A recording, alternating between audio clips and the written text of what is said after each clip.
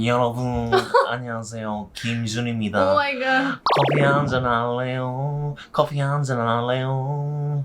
네, 여러분 오프닝 여기까지였습니다. 죄송합니다. 네. 그러면 저희 네. 같이가요? 이거는 진짜 네, 그냥 오프닝을 어떻게 좀 해야 될까 하다가 오늘도 반갑습니다, 여러분. 오늘도 반갑습니다. 옆에서 같이 또 해주신 이다 TV님과 함께 하고 있습니다, 여러분. 오늘은 어떤 내용을 가지고 말씀을 드릴 거냐면, 사실 ISA라고 들어는 보셨을 거예요. 그렇죠. 근데 사람들이 사실 많이 활용을 안 했단 말이에요. 근데 이제 중개형 ISA라고 해서 이게 새롭게 나왔거든요. 네. 그래서 그거 관련돼서 제가 오늘 좀 자세하게 좀 말씀을 드리는 시간을 갖도록 하겠습니다. 네. 그 전에 어떻게 구독과 좋아요, 알람 설정까지 꼭 좀 부탁드리겠습니다. 네, 그럼 본격적으로 시작해 보도록 하겠습니다. 일단 ISA가 뭔지 좀 말씀드릴 건데요. 네네. 어떤 혜택이 있고 가입 조건은 어떻게 되는지 좀 말씀을 드릴 거예요. 제가요? 네. 네, 제가 말씀드릴게요. 어려운 거 다 시키는 네, 거 어려운 거 제가, 네. ISA는 제가 영어를 잘 못하지만, 네, Individual 기만. Savings Account입니다. 어. 그러니까 개인 종합 자산 관리 계좌다라고 보시면 될 것 같아요. 자, 그래서 뭐 개인 종합 자산 관리, 저도 말도 어렵네. 이렇게 부르지 말고 여러분 그냥 ISA. 그냥 ISA는 합시다. 뭐냐? 상품이 아니다, 뭐다, 뭐 계좌다. 계좌다. 요것만 좀 알고 계시면 좋을 것 같아요. 네, 이 ISA는 2천만 원 한도로 예금, 적금, ELS, RP 그리고 주식까지 투자가 가능한 계좌예요. 또 여기에 세제 혜택까지 있어서 활용하시면 굉장히 좋으실 것 같아요. 좋으실 것 같죠? 네. 근데 초반에 어때요? 아까 우리가 관심을 못 받았다고 했잖아요. 그 관심 못 받은 이유가 있어요. 이유가 있어요. 자, 사실 아까 전에 뭐 주식, 뭐 채권 등등등 다양한 금융 투자를 할 수 있다 했잖아요. 네. 근데 초기에는 어땠냐면 사실 일단 주식 투자도 안 됐어요. 그쵸. 거기다 수수료도 좀 세가지고 반쪽짜리다라는 말이 좀 많이 나왔었거든요. 근데 지금 제가 아까 전에 중개형 ISA를 말씀드린다고 네, 했잖아요. 새로 나왔다는. 그게 이제 주식 투자도 가능하기 때문에 사실 이제는 좀 괜찮다. 그래서 그런 부분들이 좀 새로 출시가 됐기 때문에 오늘 중개형 ISA에 대한 부분들을 말씀드릴 겁니다. 일단 가입 자격은 19세 이상이면 누구나 가입이 가능하고요.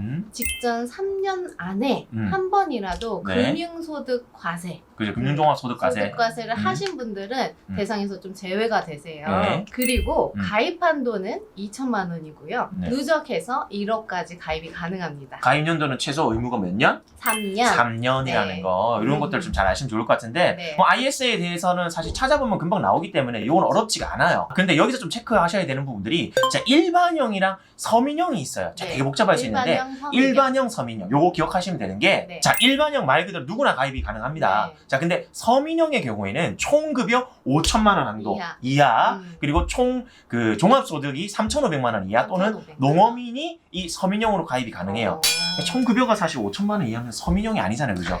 그죠, 여러분. 근데도 이렇게 기준을 좀 잡아놨다고 합니다. 그리고 이 ISA가 어쨌든 뭐 세제 혜택이 있다고 말씀드렸잖아요. 자, 일반형으로 가입을 하신 분들 같은 경우에는 최대 이제 200만 원까지 비과세 혜택이 있고요. 네. 서민형의 경우에는 400만 원까지 비과세 혜택이 있다고 합니다. 네. 근데 혹시라도 이 이상 초과하는 수익에 대한 부분들은 9.9% 분리과세를 하기 때문에 굉장히 어떻게 보면 세율적으로 이득이다. 이해하다. 이렇게 말씀하신 것처럼 IS 계좌는 주식이나 ELS, 펀드 다 투자가 가능하잖아요. 여기에다가 세제 혜택, 그쵸. 일반형은 200만 원, 그리고 서민형은 400만 400까지 원, 세제 그쵸. 혜택까지, 거기다 9.9% 분리과세까지 된다면 굉장히 메리트가 있는 것 당연하죠. 같은데요. 이 종류에는 이 유형이라고 하죠. 신탁형이 있고요. 일임형이 있고요. 우리가 얘기할 중개형이 있어요. 네. 근데 신탁형의 경우에는 내가 골라서 내가 직접 리밸런싱을 할 수 있어요. 리밸런싱. 네, 리밸런싱. 네. 그러니까 뭐냐, 내가 직접 운용할 수 있다는 그쵸. 거고요. 일임형은 전문가에게 일임 맡겨서 운용한다는 얘기고요. 네. 중개형 같은 경우에는 신탁형이랑 거의 비슷해요. 근데 네. 거기에 플러스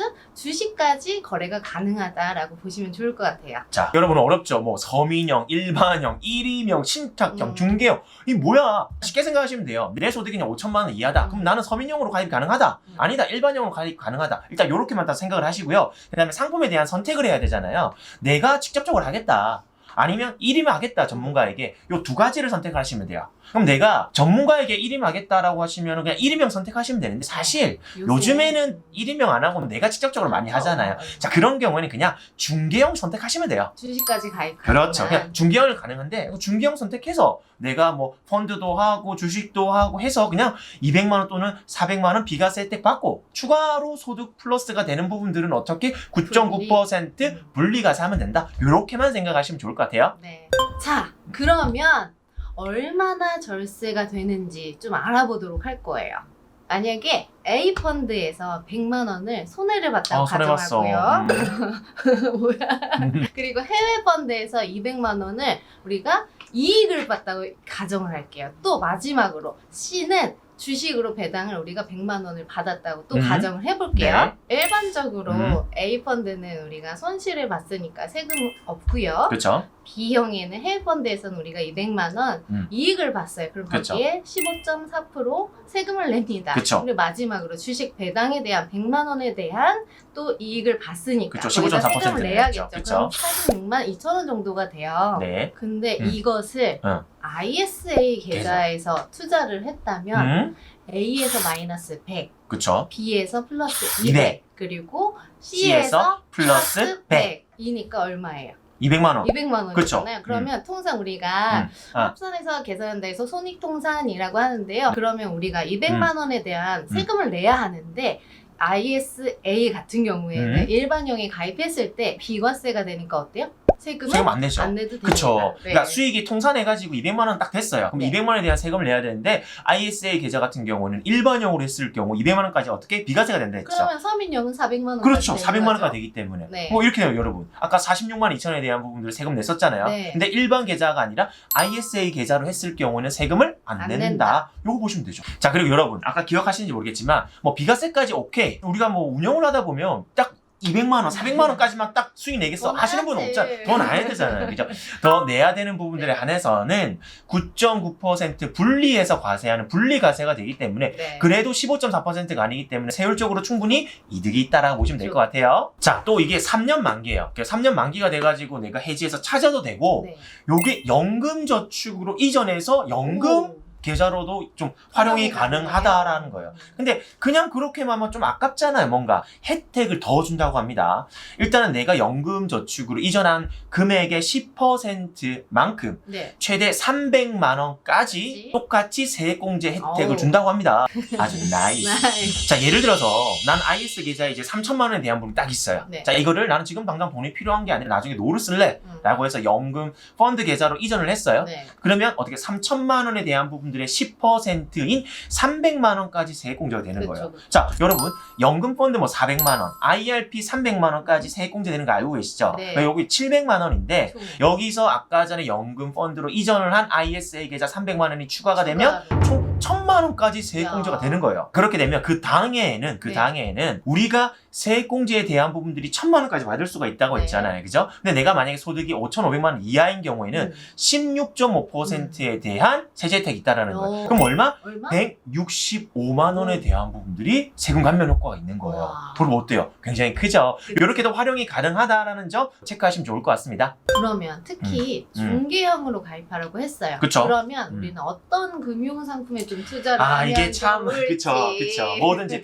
어떤 주식 투자해야 돼요? 어떤 펀드 투자? 이게 사실 너무 많이 굉장히 좀 물어봐요. 어려워요. 그래서 맞아요. 단적으로 딱 말씀을 좀 드리긴 어렵지만 맞아요. 아까 전에 우리가 세제 혜택이 있다고 말씀드렸잖아요. 네. 15.4%에 대한 뭐 이자 소득 또는 네. 배당 소득에 대한 부분들에 그걸 좀 혜택 볼 수 있는 부분들이 국내 펀드보다는 해외 펀드, 해외 펀드 그리고 ELS 같은 것들. 그리고 뭐 배당 같은 것들 요즘 많이 투자를 하는데 고배당. 그렇죠. 그러니까 주식 중에서도 배당이 좀 많이 나올 수 있는 요런 것들을 조금 투자를 하신다고 하면은 아무래도 세제 혜택을 조금 더 볼 수 있겠죠? 또 관련 영상도 좀 있잖아요. 관- TV한테 좀 있잖아요. 자, 여러분 여기 위에 뜨는 거 ELS나 이런 것도 궁금하시면 클릭해서 좀 들어가 보시면 좋을 것 같고요. 네. 자, 결국에는 어쨌든 내가 1임용 뭐 전문가한테 1임하는 게 아니라 네. 내가 중개형으로 했을 때는 내가 직접 어쨌든 선택을 해야 되는 부분들이기 때문에 사실 투자에 대한 공부는 어느 정도는 좀 필수다. 좀 정도로 좀 보시면 될 것 같고요. 내가 좀 투자하려고 하는 자산군 자체가 뭐 주식만 하는 게 아니라 뭐 ELS 나는 하고 있고 원래 해외 펀드도 하고 있다 네. 라고 하시는 분들은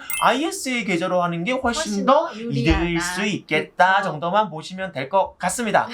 자, 여러분 어때요? 지금 나름대로 저희가 숨 이게 넘어간 거 아니죠 지금? 빠르게 좀 말씀을 좀 드렸는데 좀 어려울 수 있는 부분들이에요. 좀 이해가 안 되시는 분들은 천천히 좀 내리면서 다시 한번 보시면 좋을 것 같고요. 자, 어쨌든 이 ISA 계좌 참 새롭게 태어난 이 중개형이라는 부분들이 새로 네. 생기면서 다시 좀 지금 각광을 받고 있는 것 같아요. 여러분들도 요 중개형 ISA를 좀 계좌를 개설하셔가지고 여기서 투자를 하셔도 충분히 괜찮겠다 정도 보시면 될 좋을 것 것 같습니다. 같아요. 여러분 오늘은 여기까지 하도록 하겠습니다. 여기까지요. 그 전에 어떻게 여러분? 구독과 좋아요, 알람 설정까지 꼭 좀 부탁드리도록 하겠습니다. 그럼 다음 시간에 뵙겠습니다. 안녕히 계세요. 안녕. 빠빠.